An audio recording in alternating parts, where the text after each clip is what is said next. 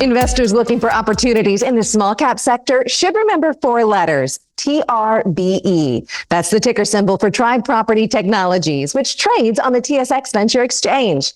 Tribe, which is disrupting the legacy property management sector, keeps posting better numbers. In fact, in its most recent quarter, the company posted record revenue and a 27% improvement in adjusted EBITDA year over year. CEO Joseph Nakhla said he expects the company's healthy organic growth to continue. And he joins us now to talk about how 2024 is shaping up for TRBE. It is so great to see you again, Joseph. Great to see you again, Brandy. Thanks for having me on. I want to start with this. Tribe recently acquired DMSI Holdings, propelling the company's pro forma annualized revenue run rate to over $31 million and significantly improving the company's profitability profile. So can you tell us a little bit about DMSI and this acquisition? Absolutely. We're thrilled to announce the closing of that. And DMSI, or as it's known locally, the Dell Management System, is a fantastic company. It's almost 20 years old. Was started by two great founders out of the Ontario market, really focused on what we call residential living or institutional management of residential living, which is a fancy way of saying they really have a great property management company that operates on behalf of big REITs and big institutions.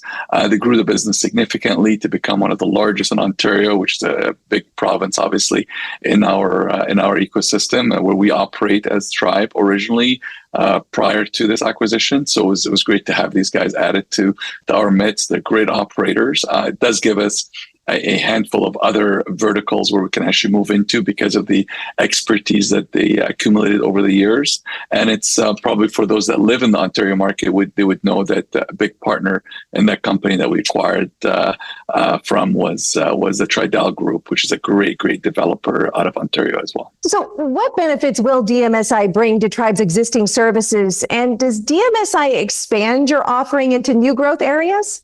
Yeah, it brings a lot of benefits, obviously, outside of the fact that it's a great operation and it's a very profitable, accretive acquisition for the company, which helps us towards our profitability, which I'm sure will come up shortly. In addition to that, really what they do bring to us is this expertise in the institutional management space. We do play in that space. We don't have the depth and expertise that they have. We also, what it also does for us is that they really do what they do in the Ontario market. They do not play outside of what we call the Greater Toronto Area or the GTA. And they've been seeking a national platform. And that's one of the benefits of our size now as an organization, is we can take the products and services that they perfected in that market and bring it over across to our customers in other provinces and other cities across the country. And then finally, they do open new verticals for us that we're not active in. You know, Brandy, most people think residential, they think a rental building or a condo. There's actually a lot more to it than that. There's student housing, there is government housing that is under either the city, the province, or the federal government. So there's a significant amount of other types of housing that occurs in our ecosystem. And DMSI brings a lot of this expertise, whereby we can take these expertise and actually go to student housing landlords, essentially in BC and Alberta, or markets where DMSI does not exist, and we can actually go and offer services there.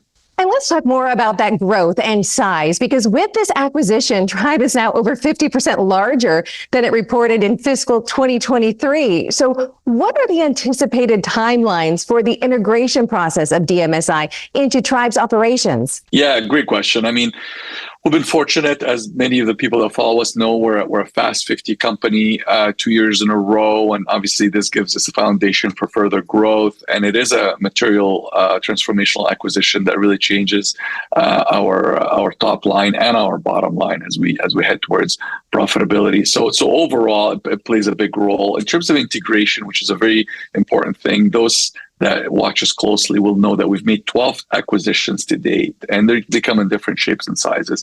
DMSI does sit alone in terms of its size. It's one of the biggest acquisitions that we've made to date. One of the most exciting thing about it is that we don't really overlap too much geography-wise on their operations. So the integration really is minimal within the context of we will give them a platform, which is our national geography, to be able to take their products and services and actually move that across the country. There's probably going to be some synergies there, but our goal is to really go on the offense and turn all the accounts that we have between the two organizations into bigger accounts and get deeper into these relationships. So it's not a big integration job; it's more of a strategic go-to-market strategy. And so, Joseph, can you share the company's acquisition strategy then? And will Tribe continue to be acquisitive in the future? We certainly will be. Our organic growth as an organization is steady. We continue to compete for existing condos. We're probably the largest now in the country in terms of working with developers building brand new condos. So we continue to organically grow our footprint there. Our pipeline is really, really healthy as it pertains to contracts that we've signed with buildings that are being erected, but they're not up and running yet. Once they're up and running, we start generating more revenue from. So we feel really good about that part of the business. But, I've been very clear from day one, rolling up property management companies is in our DNA. Our strategy is pretty straightforward. We like the operators. We like the geography or the verticalization in terms of the product sets that they offer. We will be fair. We will be very quick to move, and they'll continue to buy these companies, improve their gross margins, improve their churn numbers, and give them more tools to grow the business. And that will be a part of our strategy moving forward. It's a part of our DNA. Tribe recently did announce strong first quarter results, which included record revenue and continued improvement in adjusted EBITDA.